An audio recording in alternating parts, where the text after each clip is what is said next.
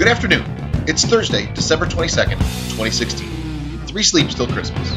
For All Western New York News, I'm Scott Leffler. Some drizzle this afternoon with a high near 36, breezy overnight with a low around 30. Tomorrow, cloudy with a high near 37. What's in the news?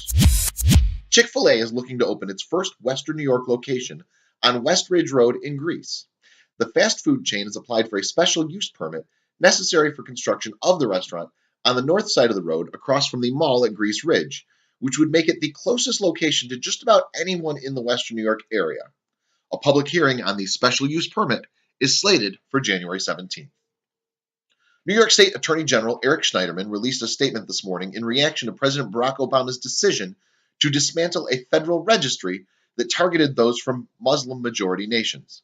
Schneiderman called it a win for civil rights and for smart, effective law enforcement. Schneiderman also released today a report showing that many professional fundraisers spend more on fundraising than they do on the charities they raise money for. The Western District of New York office recovered in fiscal year 2016 $85 million as a result of wide-ranging efforts in criminal, civil, and asset forfeiture cases, according to Acting U.S. Attorney James Kennedy. As a result, more than $5 million was given to victims of crime in the past year. Well over $2 million was provided as aid to state and local law enforcement agency partners. Low gasoline prices and the fact that Christmas and New Year's Day are on Sunday this year will likely mean the number of people visiting families and friends this season will break records and cap off a busy year for travel, according to AAA. Representatives from the Buffalo Niagara Airport as well as the Greater Rochester International Airport both advise travelers to take extra time, especially on Friday, when air travel is expected to hit peaks. 56-year-old Leland Burks of Buffalo has been sentenced by State Supreme Court Justice Chris Burns to 3.5 to 7 years in prison. In September, Burks pleaded guilty to 1 count of first-degree identity theft and 1 count of first-degree scheme to defraud. Prosecutors say that in early 2015, Burks used stolen credit card numbers to purchase tickets to the April 17, 2015 Kevin Hart performance at the First Niagara Center. During the same time period, Burks posed as a member of Kevin Hart's entourage and booked hotel rooms in the city of Buffalo, which were also paid for with stolen credit card numbers. 56-year-old Debbie Buckley of Niagara Falls, who was convicted of theft of government funds, was sentenced to 3 years probation. The defendant also paid restitution totaling $15,120 prior to sentencing. Prosecutors say Buckley fraudulently used a school district letterhead to obtain a contract for her son, who was paid $15,000 for a job he didn't perform. Raymond Collazo of Rochester, who was convicted of possession with intent to distribute 100 grams or more of heroin and possession of a firearm in furtherance of a drug trafficking crime, was sentenced to 130 months in prison. 27-year-old Brandon Medley of Buffalo has been sentenced to 12 years in prison following a conviction in June on charges of second-degree burglary, first-degree criminal contempt, and 3 counts of second-degree criminal contempt. Prosecutors say that on 4 occasions in 2014, the defendant violated an order of protection. Eddie Allen, 27, of Buffalo, who was convicted of RICO conspiracy in connection with a deadly shooting, was sentenced yesterday to 121 months in prison.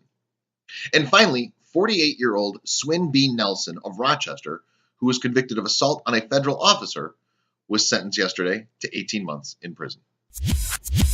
Police news. A 17-year-old Machias male charged with third-degree criminal trespassing attempted to flee police custody at his town of Machias court arraignment on Tuesday. According to New York State Police, Gavin C. Hayes, while handcuffed behind his back, broke away from the trooper's grip and began to flee on foot following the arraignment of a trespassing charge. The trooper quickly caught up to Haynes and tackled him to the ground. As the trooper was attempting to regain control of Haynes, the trooper's sidearm became dislodged from its holster. Haynes was able to retrieve the weapon and discharged a single round into a snowbank. There were no injuries sustained from the incident. Haynes was additionally arraigned on charges of first-degree robbery, second-degree criminal possession of a weapon, third-degree escape, and first-degree reckless endangerment at the town of Machias court, and then remanded to Cattaraugus County Jail without bail. The Cheektowaga Police Department Detective Bureau is asking the public's assistance in identifying an individual in regards to an attempted burglary on Union Road. Police say the attempted burglar caused extensive damage to the business overnight on November 26th. Anyone with any information who can identify the person in the photo, available at allwesternewyorknews.com, is asked to contact Detective Joe Bowman at 716-686-3546. Sports. The Buffalo Bandits will hold a New Year's Eve-themed home opener on December 30th against the Colorado Mammoth. The first 10,000 people in attendance will receive a 2017 Bandits magnet schedule. The team is also offering special ticket packages for the game that will feature a Bandits-themed tuxedo t-shirt. 7 other theme nights are planned in the 2017 season. More details at allwesternnewyorksports.com. The Sabres take on the Carolina Hurricanes tonight at KeyBank Center. The Bills, meanwhile, are prepping for Saturday's game against the Miami Dolphins, and rumors continue to swirl that the Bills are prepping for a new head coach. It all remains to be seen. Death notice. Mary A. Kugler died Wednesday at age 81.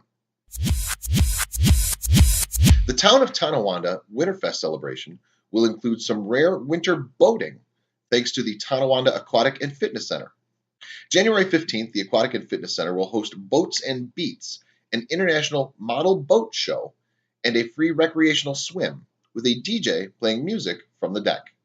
The boat show is slated for 11 a.m. to 3 p.m., while the swimming will run from 3:30 p.m. to 5 p.m. Last night's Think So Joe show is available for download at allwesternewyorkradio.com if you need something to listen to on an airplane this weekend, for example, or, today. That's your news. For All Western New York News, I'm Scott Leffler. Have a great day.